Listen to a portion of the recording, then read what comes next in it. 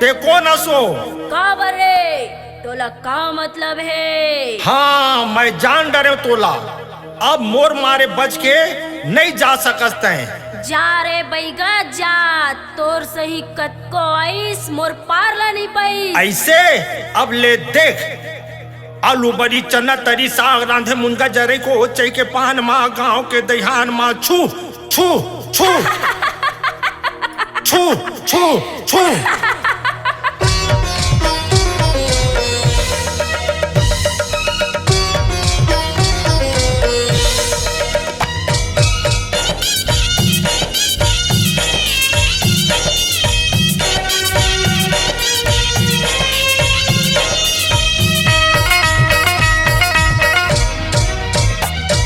मात के है झगड़ा तो नहीं आओ बैगा के दोनों ओर चला थे चलानी हो माँ मैया, दोनों ओर चला थे चलानी हो माँ। मात के है झगड़ा तो नहीं आओ बैगा के दोनों ओर चला थे चलानी हो माँ मैया, दोनों ओर चला थे चलानी हो माँ मैया, दोनों ओर चला थे चलानी हो माँ मैया, दोनों ओर चला थे चलानी हो माँ।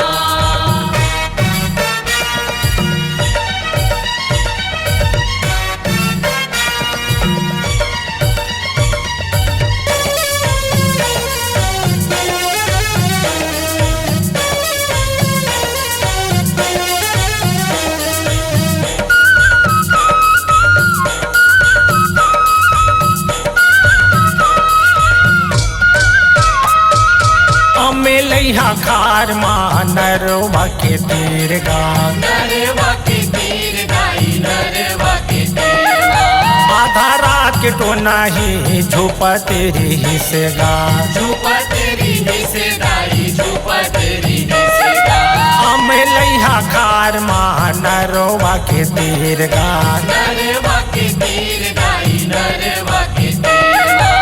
आधा रात के तो नहीं झुपा तेरी ही से गा, झुपा तेरी हिस्सेदारी झुपा तेरी हिस्सेदारी। पाछू पाछू बैगा फेर रूही मेर पहुँचेगा, पाछू पाछू बैगा फेर रूही मेर पहुँचेगा।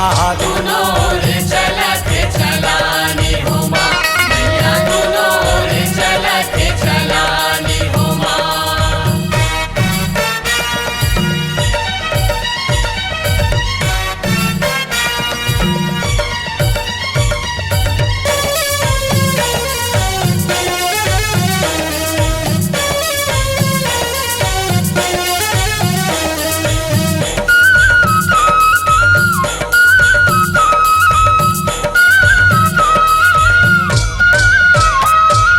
तुन्ही कही थे बैगाला तोला खाऊं मैं हरे, तोला खाऊं मैं हर बैगा तोला खाऊं मैं हरे। काबर मोरे पाछू तैहा पड़े हसरे, तैहा पड़े हस बैगा तैहा पड़े हस रे। तुन्ही कही थे बैगाला तोला खाऊं मैं हरे, तोला खाऊं मैं हर बैगा तोला खाऊं मैं हरे।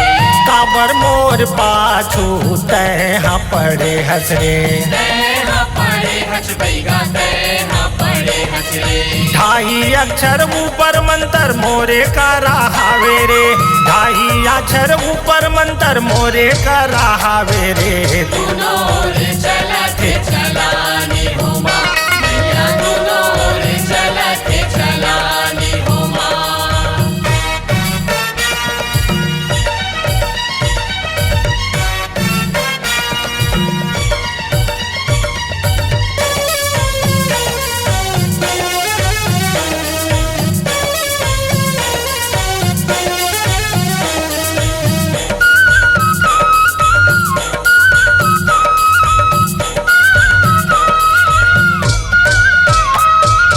तो नाही के लुगेरा ला बैगा हर धरलीस, बैगा हरे धरलिस गाई बैगा हरे धरलिस। कारी पीरी चाउर भार तुन्ही ऊपर फेंक दीस, तुन्ही ऊपर फेंक दिस गाई तुन्ही ऊपर फेंक दी।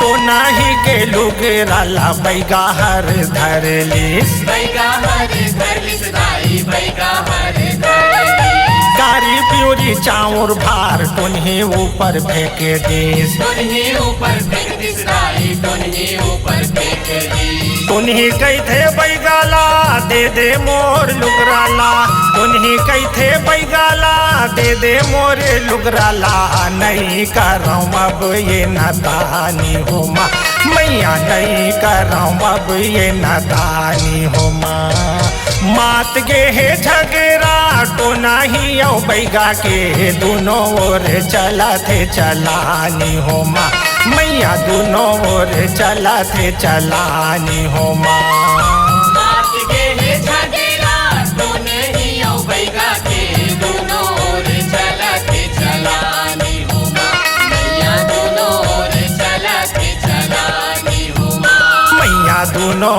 ओर चला थे चलानी हो माँ मैया दोनों ओर चला थे चलानी हो माँ मैया दोनों ओर चला थे चलानी हो माँ मैया दोनों ओर चला थे चलानी हो माँ